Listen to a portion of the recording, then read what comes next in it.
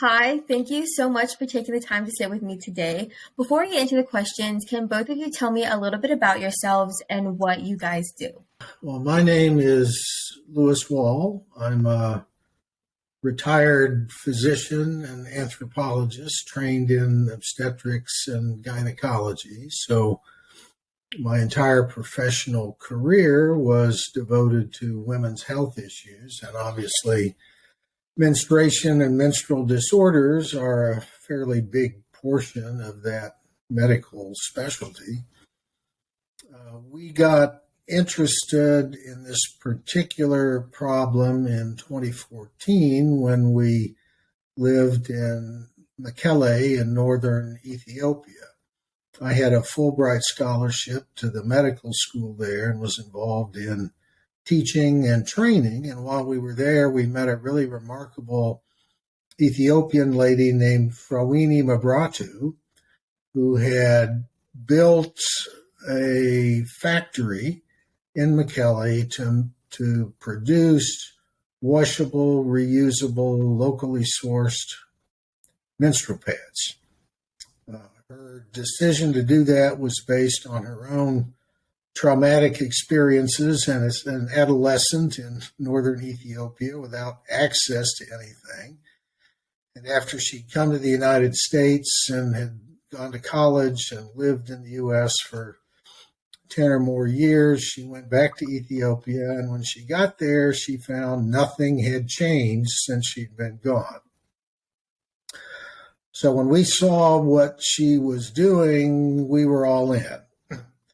We wanted to set up an organization to promote her work, to support the distribution of menstrual hygiene products and education about the biology of menstruation in northern Ethiopia.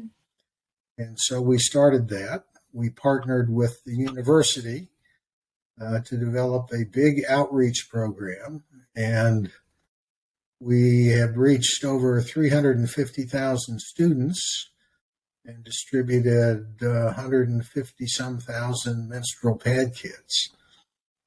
Importantly, our project worked in schools, but it also included all the male students as well as the female students, because male knowledge of or ignorance of menstruation and what it is and what it isn't and what it means is probably 2/3 of the problem in most countries. Male disgust with thinking about this or dealing with it or misconceptions about it are a huge hindrance in many countries, particularly because males tend to have disproportionate social, political, and economic power. So, How have you guys combated these negative comments by people who don't support your guys' advocacy about period poverty and dignity period as a whole? I think the really key thing in Ethiopia has been the partnerships with the schools.